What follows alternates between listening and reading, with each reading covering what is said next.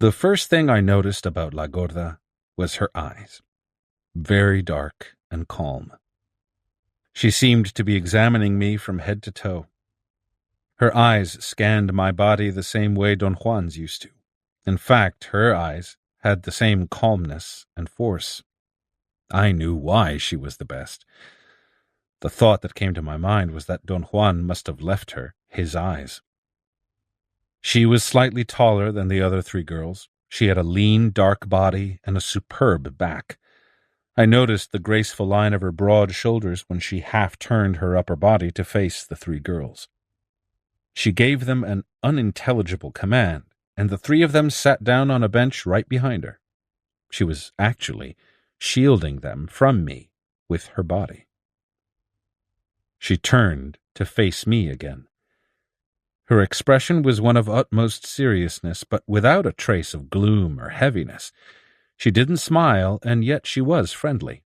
She had very pleasant features, a nicely shaped face, neither round nor angular, a small mouth with thin lips, a broad nose, high cheekbones, and long jet-black hair. I couldn't help noticing her beautiful, muscular hands, which she kept clasped in front of her, over her umbilical region. The backs of her hands were turned to me.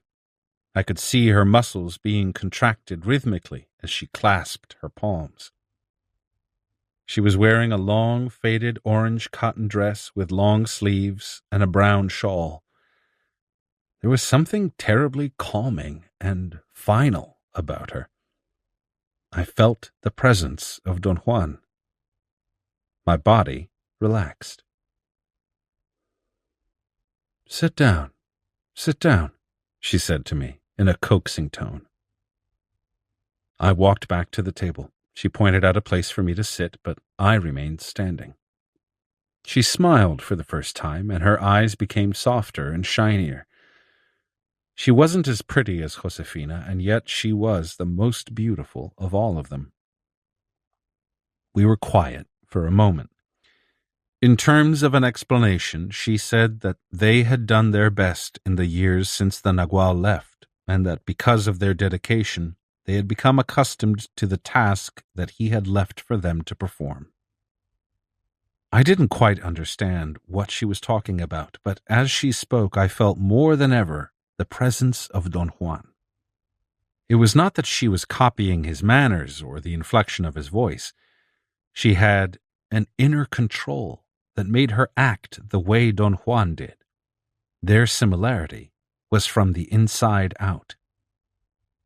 I told her that I had come because I needed Pablito's and Nestor's help. I said that I was rather slow or even stupid in understanding the ways of sorcerers, but that I was sincere, and yet all of them had treated me with malice and deceitfulness. She began to apologize, but I didn't let her finish. I picked up my things and went out the front door. She ran after me. She wasn't preventing me from leaving, but rather she was talking very fast, as if she needed to say all she could before I drove away. She said that I had to hear her out, and that she was willing to ride with me until she had told me everything that Nagual had entrusted her to tell me. I'm going to Mexico City, I said. I'll ride with you to Los Angeles if necessary, she said, and I knew that she meant it. All right, I said, just to test her. Get in the car. She vacillated for an instant, then she stood silently and faced her house. She put her clasped hands just below her navel. She turned and faced the valley and did the same movement with her hands. I knew what she was doing. She was saying goodbye to her house and to those awesome round hills that surrounded it. Don Juan had taught me that goodbye gesture years before. He had stressed that it was an extremely powerful gesture and that a warrior had to use it sparingly. I had had very few occasions to perform it myself. The goodbye movement La Gorda was executing was a variant of the one Don Juan had taught me. He had said that the hands were clasped as in prayer, either gently or with great speed, even producing a clapping sound. Done either way, the purpose of clasping the hands was to imprison the feeling that the warrior did not wish to leave behind. As soon as the hands had closed in and captured that feeling, they were taken with great force to the middle of the chest, at the level of the heart. There the feeling became a dagger, and the warrior stabbed himself with it, as if holding the dagger with both hands. Don Juan had told me that a warrior said goodbye in that fashion only when he had reason to feel he might not come back. La Gorda's goodbye enthralled me. "Are you saying goodbye?" I asked, out of curiosity. "Yes," she said dryly. "Don't you put your hands to your chest?" I asked. "Men do that. Women have wombs. They store their feelings there." "Aren't you supposed to say goodbye like that only when you're not coming back?" I asked. "Chances are I may not come back," she replied. "I'm going with you." I had an attack of unwarranted sadness. Unwarranted in the sense that I didn't know that woman at all. I had only doubts and suspicions about her. But as I peered into her clear eyes, I had a sense of ultimate kinship with her. I mellowed. My anger had disappeared and given way to a strange sadness. I looked around and I knew that those mysterious, enormous, round hills were ripping me apart. "Those hills over there are alive," she said, reading my thoughts. I turned to her and told her that both the place and the women had affected me at a very deep level, a level I couldn't ordinarily conceive. I didn't know which was more devastating, the place or the women. The women's onslaughts had been direct and terrifying, but the effect of those hills was a constant nagging apprehension, a desire to flee from them.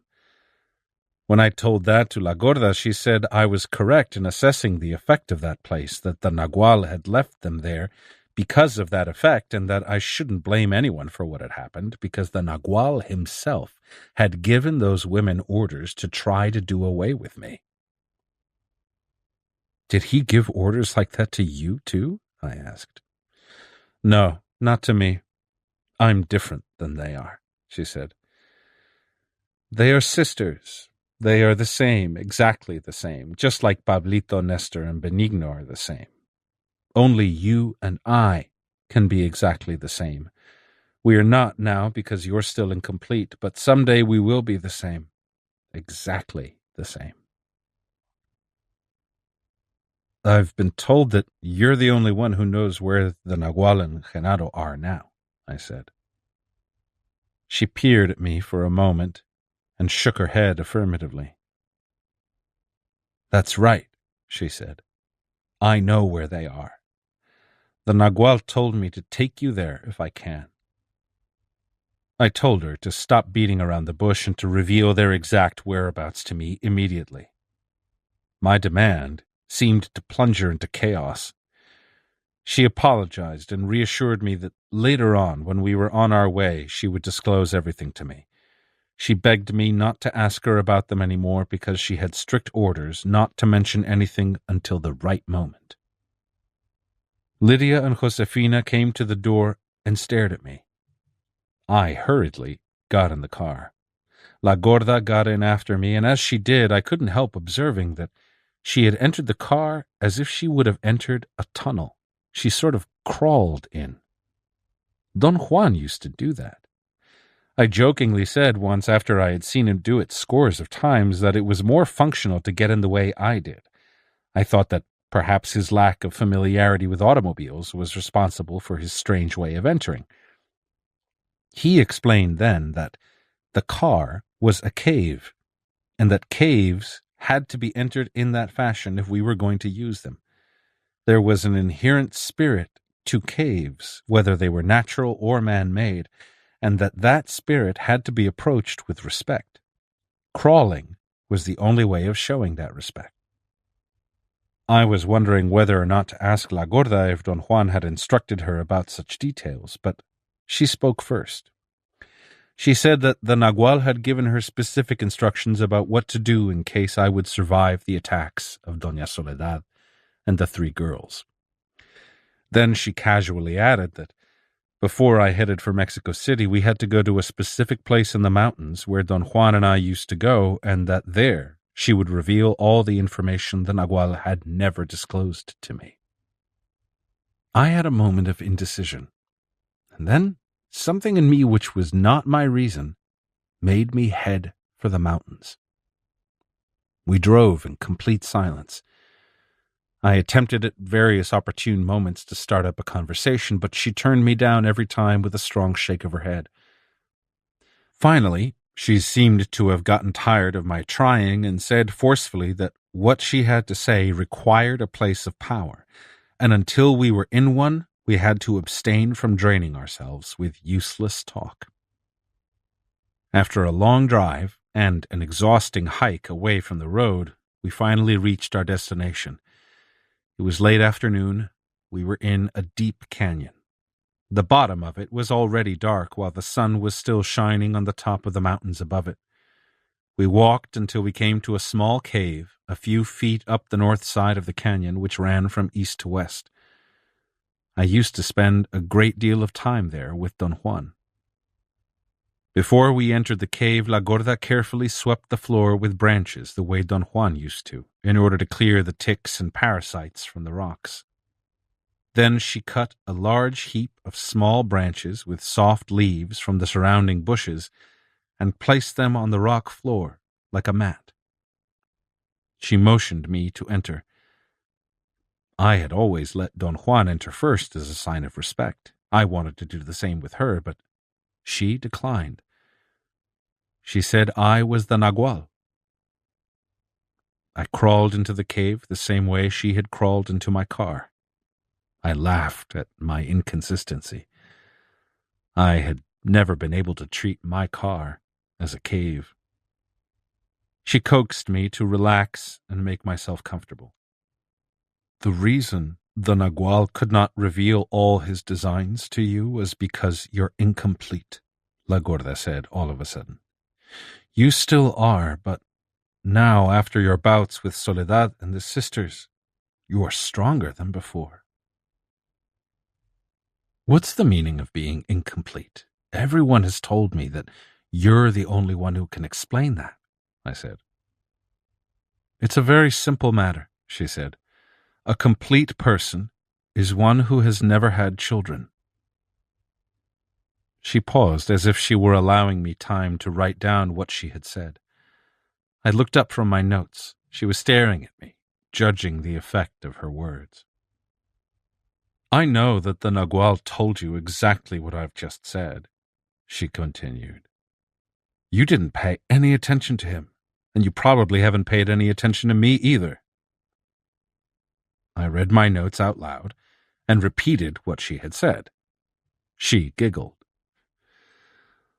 The Nagual said that an incomplete person is one who has had children, she said, as if dictating to me.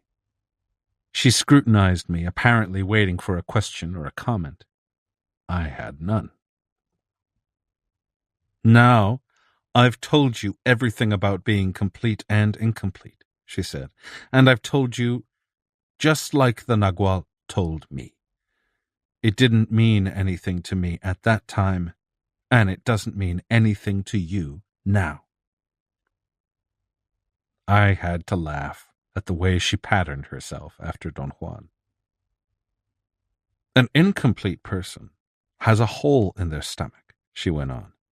A sorcerer can see it as plainly as you can see my head. When the hole is on the left side of one's stomach, the child who created that hole is of the same sex. If it is on the right side, the child is of the opposite sex. The hole on the left side is black. The one on the right is dark brown. Can you see that hole in anyone who has had children? Sure. There are two ways of seeing it. A sorcerer may see it in dreaming or by looking directly at a person. A sorcerer who sees has no problem in viewing the luminous being to find out if there is a hole in the luminosity of the body. But even if the sorcerer doesn't know how to see, he can look and actually distinguish the darkness of the hole through the clothing. She stopped talking. I urged her to go on. The Nagual told me That you write, and then you don't remember what you wrote, she said, with a tone of accusation. I became entangled in words trying to defend myself. Nonetheless, what she had said was the truth. Don Juan's words always had had a double effect on me. Once when I heard for the first time whatever he had said, and then when I read at home whatever I had written down and had forgotten about. Talking to La Gorda, however, was intrinsically different. Don Juan's apprentices were not in any way as engulfing as he was. Their revelations, although extraordinary, were only missing pieces to a jigsaw puzzle. The unusual character of those pieces was that with them, the picture did not become clearer, but that it became more and more complex. You had a brown hole in the right side of your stomach, she continued. That means that a woman emptied you. You made a female child. The Nagual said that I had a huge black hole myself, because I made 2 women. I never saw the hole, but I've seen other people with holes like mine. You said that I had a hole. Don't I have it anymore? No, it's been patched. The Nagual helped you to patch it. Without his help, you would be more empty than you are now. What kind of a patch is it? A patch in your luminosity. There's no other way of saying it. The Nagual said that a sorcerer like himself can fill up the hole any time, but that filling is only a patch without luminosity. Anyone who sees or does dreaming can tell that it looks like a lead patch on the yellow luminosity of the rest of the body. The Nagual patched you and me and Soledad, but then he left it up to us to put back the shine, the luminosity. How did he patch us? He's a sorcerer. He put things in our bodies. He replaced us. We are no longer the same. The patch is what he put there himself. But how did he put those things there, and what were they? What he put in our bodies was his own luminosity, and he used his hand to do that. He simply reached into our bodies and left his fibers there. He did the same with all of his 6 children, and also with Soledad. All of them are the same except Soledad. She's something else. La Gorda seemed unwilling to go on. She vacillated and almost began to stutter. What is Doña Soledad? I insisted. It's very hard to tell, she said after considerable coaxing. She is the same as you and me, and yet she's different. She has the same luminosity, but she's not together with us. She goes in the opposite direction. Right now she's more like you. Both of you have patches that look like lead. Mine is gone, and I'm again a complete luminous egg. That's the reason I said that you and I will be exactly the same someday, when you become complete again. Right now, what makes us almost the same is the Nagual's luminosity, and the fact that both of us are going in the same direction, and that we both were empty. What does a complete person look like to a sorcerer? I asked. Like a luminous egg made out of fibers, she said. All the fibers are complete. They look like strings, taut strings. It looks as if the strings have been tightened like a drum is tightened. On an empty person, on the other hand, the fibers are crumpled up at the edges of the hole. When they have had many children, the fibers don't look like fibers anymore. Those people look like 2 chunks of luminosity separated by blackness. It is an awesome sight. The Nagual made me see them one day when we were in a park in the city. Why do you think the Nagual never told me about all this? He told you everything, but you never understood him correctly. As soon as he realized that you were not understanding what he was saying, he was compelled to change the subject. Your emptiness prevented you from understanding. The Nagual said that it was perfectly natural for you not to understand. Once a person becomes incomplete, he's actually empty, like a gourd that has been hollowed out. It didn't matter to you how many times he told you that you were empty. It didn't matter that he even explained it to you. You never knew what he meant, or worse yet, you didn't want to know. La Gorda was treading on dangerous ground. I tried to head her off with another question, but she rebuffed me. You love a little boy, and you don't want to understand what the Nagual meant, she said accusingly. The Nagual told me that you have a daughter you've never seen, and that you love that little boy. One took your edge, the other pinned you down. You have welded them together. I had to stop writing. I crawled out of the cave and stood up. I began to walk down the steep incline to the floor of the gully. La Gorda followed me. She asked me if I was upset by her directness. I didn't want to lie. What do you think? I asked. You're fuming, she exclaimed, and giggled with an abandon that I had witnessed only in Don Juan and Don Genaro. She seemed about to lose her balance and grabbed my left arm. In order to help her get down to the floor of the gully, I lifted her up by her waist. I thought that she could not have weighed more than 100 pounds. She puckered her lips the way Don Genaro used to and said that her weight was 115. We both laughed at once. It was a moment of direct, instant communication. Why does it bother you so much to talk about these things? She asked. I told her that once I had had a little boy whom I had loved immensely. I felt the imperative to tell her about him. Some extravagant need beyond my comprehension made me open up with that woman, who was a total stranger to me. As I began to talk about that little boy, a wave of nostalgia enveloped me. Perhaps it was the place, or the situation, or the time of day.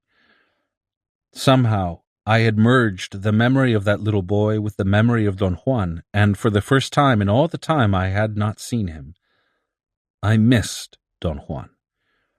Lydia had said that they never missed him because he was always with them. He was their bodies and their spirits. I had known instantly what she meant. I felt the same way myself. In that gully, however, an unknown feeling had overtaken me. I told La Gorda that I had never missed Don Juan until that moment. She didn't answer. She looked away. Possibly, my feeling of longing for those two people had to do with the fact that both of them had produced catharses in my life. And both of them were gone. I hadn't realized until that moment how final that separation was. I said to La Gorda that that little boy had been, more than anything else, my friend, and that one day he was whisked away by forces I could not control. That was perhaps one of the greatest blows I have ever received. I even went to see Don Juan to ask his assistance. It was the only time I had ever asked him for help. He listened to my plea, and then he broke into uproarious laughter. His reaction was so unexpected that I couldn't even get angry. I could only comment on what I thought was his insensitivity. "What do you want me to do?" he asked. I said that since he was a sorcerer, perhaps he could help me to regain my little friend for my solace. "You're wrong. A warrior doesn't seek anything for his solace," he said, in a tone that did not admit reproach. Then he proceeded to smash my arguments. He said that a warrior could not possibly leave anything to chance, that a warrior actually affected the outcome of events by the force of his awareness and his unbending intent. He said that if I would have had the unbending intent to keep and help that child, I would have taken measures to assure his stay with me. But as it was, my love was merely a word, a useless outburst of an empty man. He then told me something about emptiness and completeness, but I didn't want to hear it. All I felt was a sense of loss, and the emptiness that he had mentioned, I was sure, referred to the feeling of having lost someone irreplaceable. "You loved him, you honored his spirit, You wished him well, but now you must forget him, he said. But I had not been able to do so. There was something terribly alive in my emotions, even though time had mellowed them. At one point I thought I had forgotten, but then one night an incident produced the deepest emotional upheaval in me. I was walking to my office when a young Mexican woman approached me. She had been sitting on a bench waiting for a bus. She wanted to know if that particular bus went to a children's hospital. I didn't know. She explained that her little boy had had a high temperature for a long time, and she was worried because she didn't have any money. I moved toward the bench and saw a little boy standing on the seat with his head against the back of the bench. He was wearing a jacket and short pants and a cap. He couldn't have been more than 2 years old. He must have seen me, for he walked to the edge of the bench and put his head against my leg. "My little head hurts," he said to me in Spanish. His voice was so tiny and his dark eyes so sad that a wave of irrepressible anguish welled up in me. I picked him up and drove him and his mother to the nearest hospital. I left them there and gave the mother enough money to pay the bill. But I didn't want to stay or to know any more about him. I wanted to believe that I had helped him and that by doing so I had paid back to the spirit of man. I had learned the magical act of paying back to the spirit of man from Don Juan. I had asked him once, overwhelmed by the realization that I could never pay him back for all he had done to me, if there was anything in the world I could do to even the score. We were leaving a bank after exchanging some Mexican currency. "I don't need you to pay me back," he said. "But if you still want to pay back, make your deposit to the spirit of man. That's always a very small account, and whatever one puts in it is more than enough." By helping that sick child, I had merely paid back to the spirit of man for any help that my little boy may receive from strangers along his path. I told La Gorda that my love for him would remain alive for the rest of my life, even though I would never see him again. I wanted to tell her that the memory I had of him was buried so deep that nothing could touch it, but I desisted. I felt it would have been superfluous to talk about it. Besides, it was getting dark, and I wanted to get out of that gully. "We better go," I said. "I'll take you home.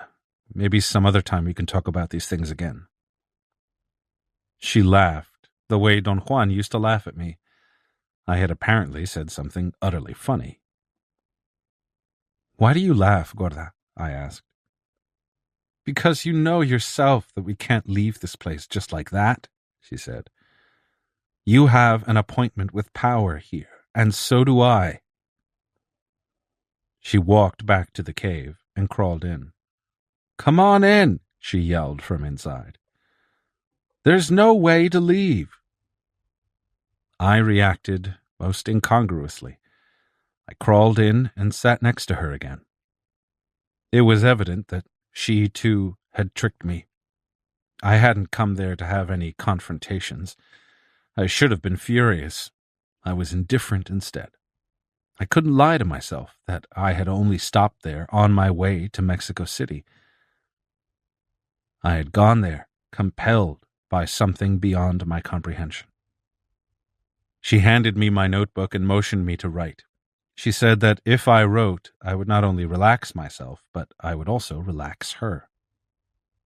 "What is this appointment with power?" I asked.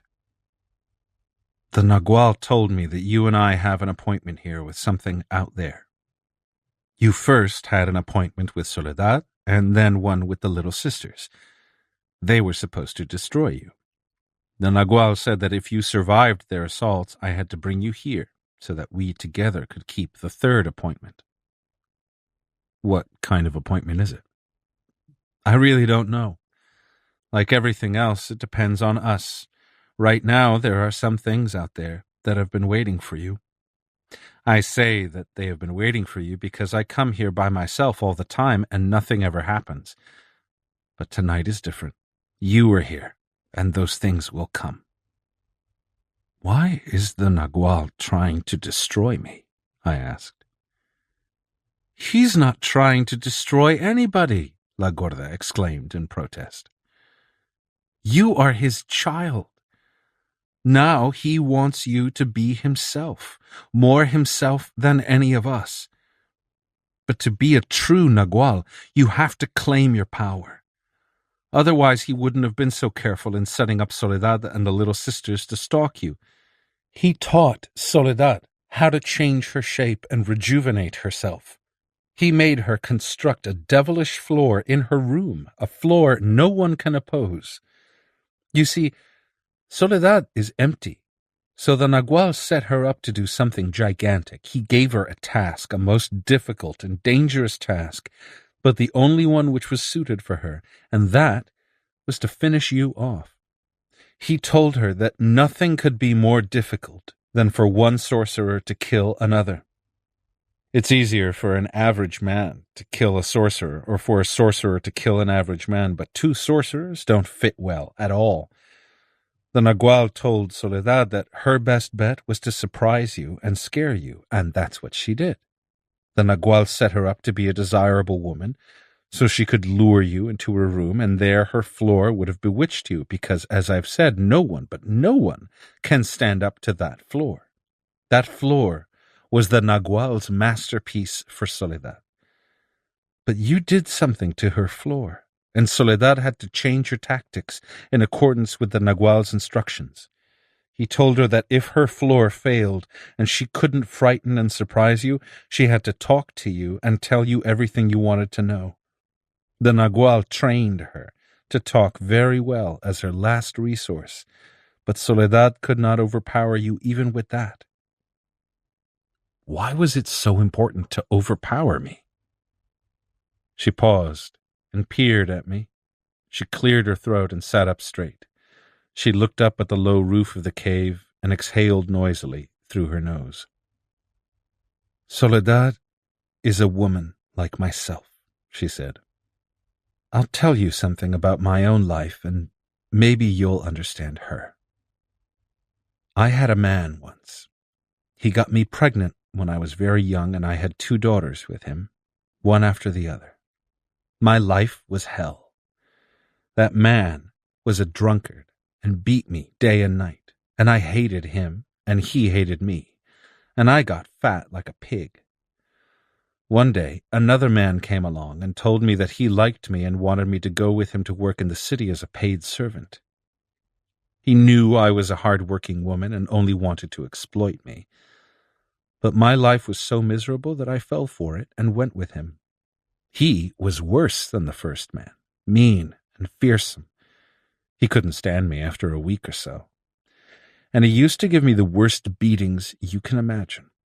I thought he was going to kill me, and he wasn't even drunk, and all because I hadn't found work. Then he sent me to beg on the streets with a sick baby. He would pay the child's mother something from the money I got, and then he would beat me because I hadn't made enough. The child got sicker and sicker, and I knew that if it died while I was begging, the man would kill me. So one day when I knew that he wasn't there, I went to the child's mother and gave her her baby and some of the money I had made that day. That was a lucky day for me. A kind foreign lady had given me 50 pesos to buy medicine for the baby. I had been with that horrible man for 3 months, and I thought it had been 20 years. I used the money to go back to my home. I was pregnant again. The man had wanted me to have a child of my own so that he wouldn't have to pay for one. When I got to my hometown, I tried to go back to see my children, but they had been taken away by their father's family. All the family got together under the pretense that they wanted to talk to me, but instead they took me to a deserted place and beat me with sticks and rocks and left me for dead. La Gorda showed me the many scars on her scalp. To this day, I don't know how I made it back to town. I even lost the child I had in my womb. I went to an aunt I still had. My parents were dead. She gave me a place to rest, and she tended to me. She fed me, the poor soul, for 2 months before I could get up. Then one day, my aunt told me that that man was in town looking for me. He had talked to the police and had said that he had given me money in advance to work and that I had run away, stealing the money after I had killed a woman's baby. I knew that the end had come for me. But my luck turned right again, and I caught a ride in the truck of an American. I saw the truck coming on the road, and I lifted my hand in desperation, and the man stopped and let me get on. He drove me all the way to this part of Mexico. He dropped me in the city. I didn't know a soul. I roamed all over the place for days like a crazy dog, eating garbage from the street. That was when my luck turned, for the last time. I met Pablito, with whom I have a debt that I can't pay back. Pablito took me to his carpentry shop and gave me a corner there to put my bed. He did that because he felt sorry for me. He found me in the market after he stumbled and fell on top of me. I was sitting there, begging. A moth, or a bee, I don't know which, flew to him and hit him in the eye. He turned around on his heels and stumbled and fell right on top of me. I thought he would be so mad that he would hit me, but he gave me money instead. I asked him if he could give me work. That was when he took me to his shop and set me up with an iron and an ironing board to do laundry. I did very well, except that I got fatter because most of the people I washed for fed me with their leftovers. Sometimes I ate 16 times a day. I did nothing else but eat. Kids in the street used to taunt me and sneak behind me and step on my heels, and then someone would push me and I would fall. Those kids made me cry with their cruel jokes, especially when they used to spoil my wash on purpose.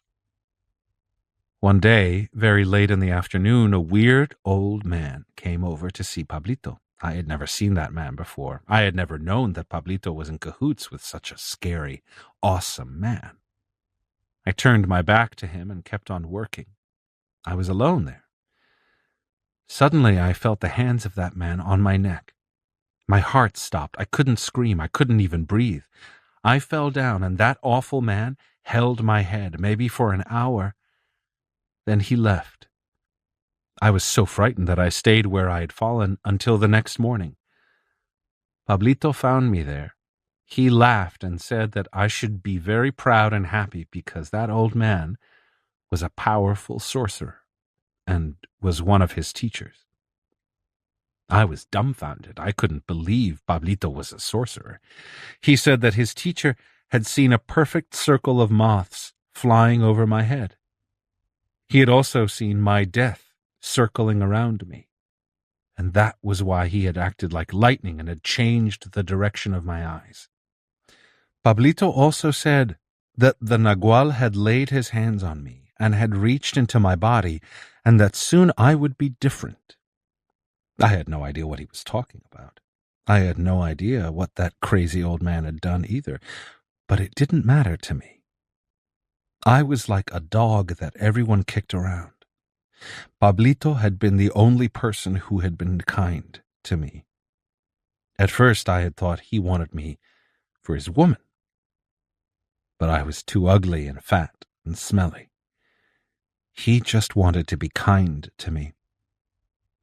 The crazy old man came back another night and grabbed me again by the neck from behind. He hurt me terribly. I cried and screamed. I didn't know what he was doing. He never said a word to me. I was deathly afraid of him. Then later on, he began to talk to me and told me what to do with my life. I liked what he said. He took me everywhere with him. But my emptiness was my worst enemy. I couldn't accept his ways, so one day he got sick and tired of pampering me and sent the wind after me. I was in the back of Soledad's house by myself that day, and I felt the wind getting very strong. It was blowing through the fence. It got into my eyes. I wanted to get inside the house, but my body was frightened, and instead of walking through the door, I walked through the gate in the fence. The wind pushed me and made me twirl. I tried to go back to the house, but it was useless. I couldn't break the force of the wind.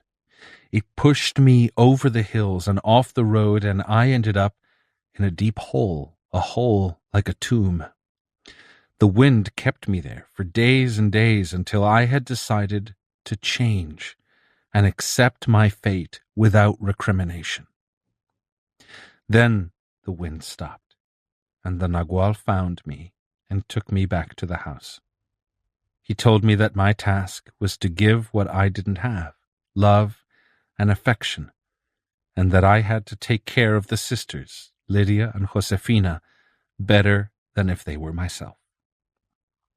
I understood then what the Nagual had been saying to me for years. My life had been over a long time ago. He had offered me a new life, and that life had to be completely new. I couldn't bring to that new life my ugly old ways. That first night he found me, the moths had pointed me out to him. I had no business rebelling against my fate. I began my change by taking care of Lydia and Josefina better than I took care of myself. I did everything the Nagual told me. And one night in this very gully, in this very cave, I found my completeness. I had fallen asleep right here, where I am now. And then a noise woke me up.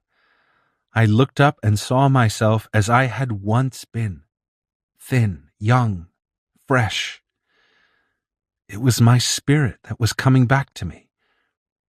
At first it didn't want to come closer because I still looked pretty awful, but then it couldn't help itself and came to me.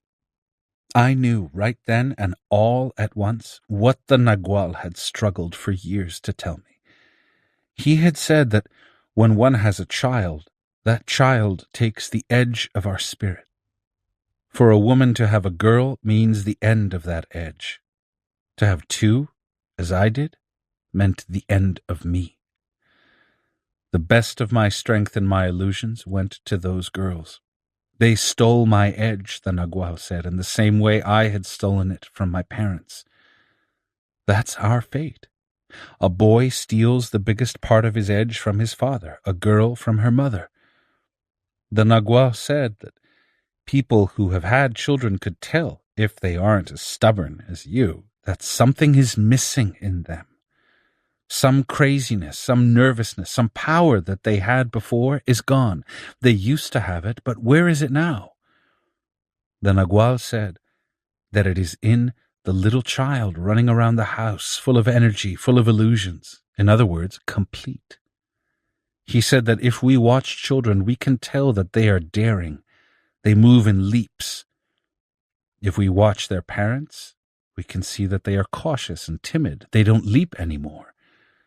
The Nagual told me we explain that by saying that the parents are grown-ups and have responsibilities. But that's not true. The truth of the matter is that they have lost their edge. I asked La Gorda what the Nagual would have said if I had told him that I knew parents with much more spirit and edge than their children. She laughed, covering her face in a gesture of sham embarrassment. "You can ask me," she said, giggling. "You want to hear what I think?"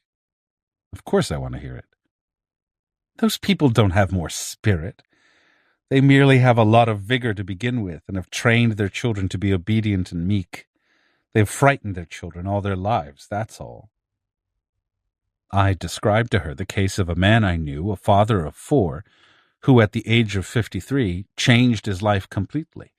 That entailed leaving his wife and his executive job in a large corporation after more than 25 years of building a career and a family. He chucked it all, very daringly, and went to live on an island in the Pacific.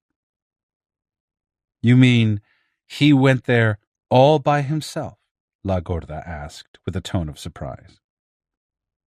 She had destroyed my argument. I had to admit that the man had gone there with his 23-year-old bride. "Who, no doubt, is complete," La Gorda added.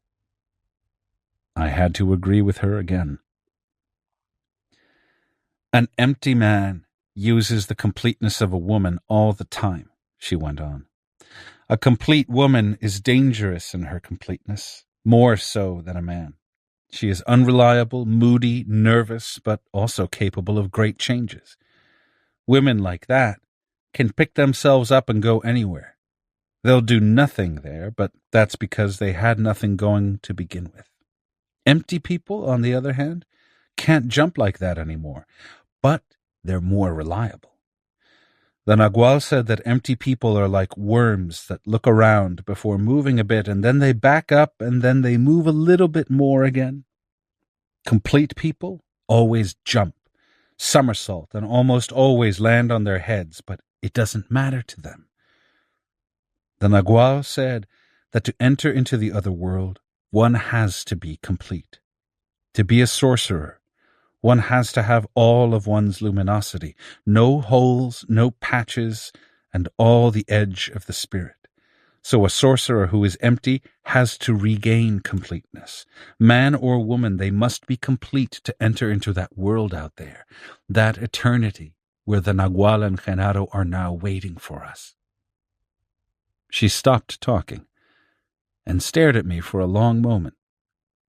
There was barely enough light to write. But how did you regain your completeness? I asked. She jumped at the sound of my voice. I repeated my question.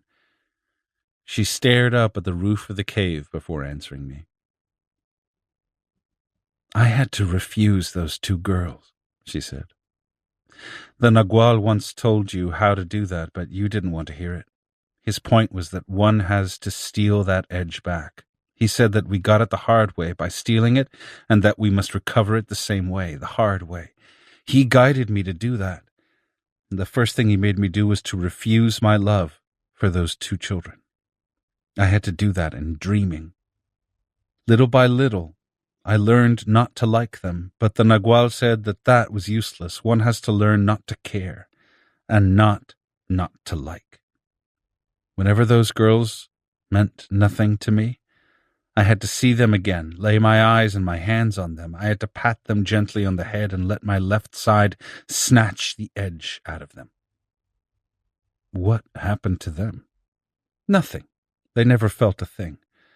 They went home and are now like 2 grown-up persons, empty like most people around them. They don't like the company of children because they have no use for them. I would say that they're better off. I took the craziness out of them. They didn't need it. Well, I did. I didn't know what I was doing when I gave it to them. Besides, they still retained the edge they stole from their father. The Nagual was right. No one noticed the loss, but I did notice my gain. As I looked out of this cave, I saw all my illusions lined up like a row of soldiers. The world was bright and new.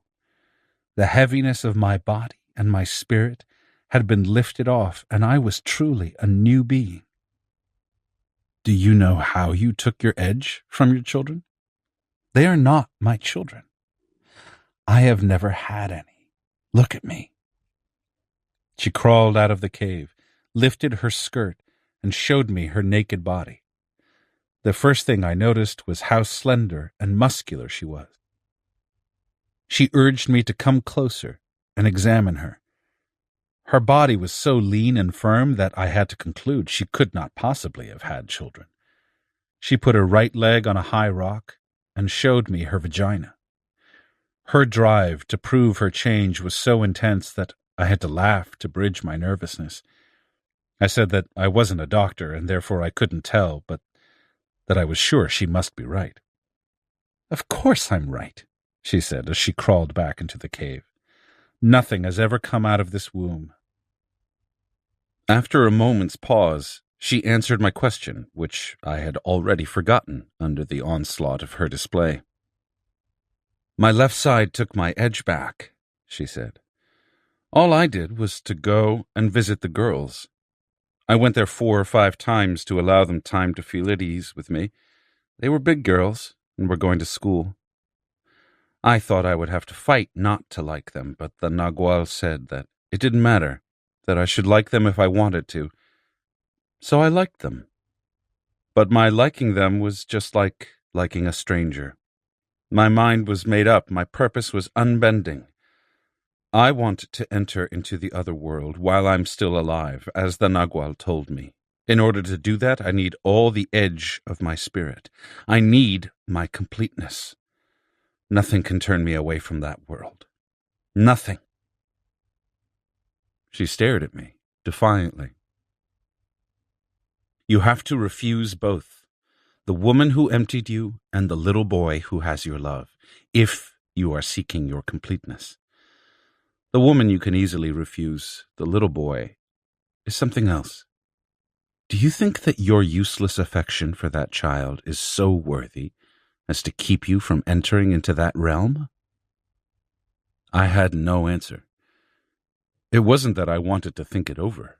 It was rather that I had become utterly confused. Soledad has to take her edge out of Pablito if she wants to enter into the Nagual, she went on. How in the hell is she going to do that? Pablito, no matter how weak he is a sorcerer, but the Nagual gave Soledad a unique chance. He said to her that her only moment would come when you walked into the house, and for that moment, he not only made us move out into the other house, but he made us help her widen the path to the house, so you could drive your car to the very door. He told her that if she lived an impeccable life, she would bag you and suck away all your luminosity, which is all the power the Nagual left inside your body. That would not be difficult for her to do. Since she's going in the opposite direction, she could drain you to nothing. Her great feat was to lead you to a moment of helplessness. Once she had killed you, your luminosity would have increased her power, and she would then have come after us. I was the only one who knew that. Lydia, Josefina, and Rosa love her. I don't. I knew what her designs were. She would have taken us one by one in her own time, since she had nothing to lose and everything to gain. The Nagual said to me that there was no other way for her. He entrusted me with the girls and told me what to do in case Soledad killed you and came after our luminosity. He figured that I had a chance to save myself and to save perhaps one of the three. You see, Soledad isn't a bad woman at all. She's simply doing what an impeccable warrior would do. The little sisters like her more than they like their own mothers. She's a real mother to them. That was, the Nagual said, the point of her advantage. I haven't been able to pull the little sisters away from her, no matter what I do. So if she had killed you, she would have taken at least 2 of those 3 trusting souls. Then without you in the picture, Pablito is nothing. Soledad would have squashed him like a bug. And then with all her completeness and power, she would have entered into that world out there. If I had been in her place, I would have tried to do exactly as she did. So you see, it was all or nothing for her. When you first arrived, everyone was gone. It looked as if it was the end for you and for some of us. But then at the end, it was nothing for her, and a chance for the sisters. The moment I knew you had succeeded, I told the 3 girls that now it was their turn. The Nagual had said that they should wait until the morning to catch you unawares. He said that the morning was not a good time for you.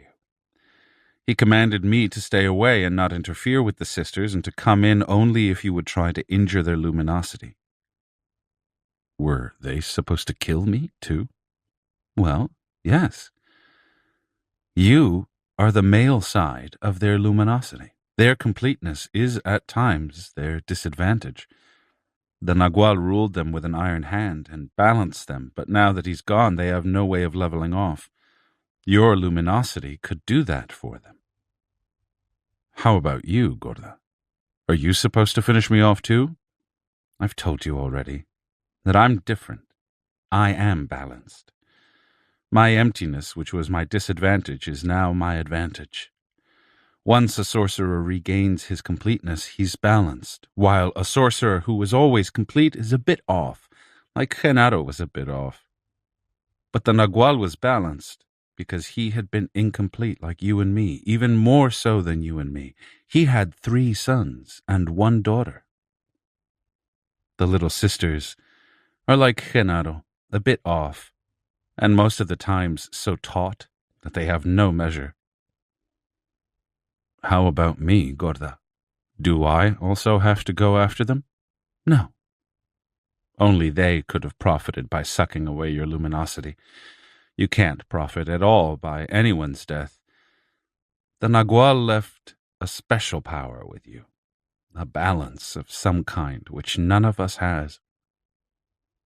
Can't they learn to have that balance? Sure they can, but that has nothing to do with the task the little sisters had to perform. The task was to steal your power. For that, they became so united that they are now one single being. They trained themselves to sip you up like a glass of soda. The Nagual set them up to be deceivers of the highest order, especially Josefina. She put on a show that was peerless. Compared to their art, Soledad's attempt was child's play. She's a crude woman. The little sisters are true sorceresses. 2 of them gained your confidence, while the third shocked you and rendered you helpless. They played their cards to perfection. You fell for it all and nearly succumbed. The only flaw was that you injured and cured Rosa's luminosity the night before. And that made her jumpy. Had it not been for her nervousness and her biting your side so hard, chances are you wouldn't be here now. I saw everything from the door. I came in at the precise moment you were about to annihilate them. But what could I do to annihilate them? How could I know that? I'm not you. I mean, what did you see me doing? I saw your double coming out of you. What did it look like? It looked like you. What else? But it was very big and menacing. Your double would have killed them.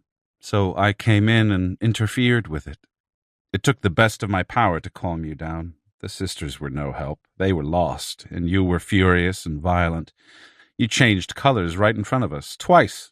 One color was so violent that I feared you would kill me, too. What color was it, Gorda? White. What else? The double is white, yellowish white, like the sun. I stared at her. The smile was very new to me. Yes, she continued, we are pieces of the sun. That is why we are luminous beings. But our eyes can't see that luminosity because it is very faint. Only the eyes of a sorcerer can see it, and that happens after a lifetime struggle. Her revelation had taken me by total surprise. I tried to reorganize my thoughts in order to ask the most appropriate question.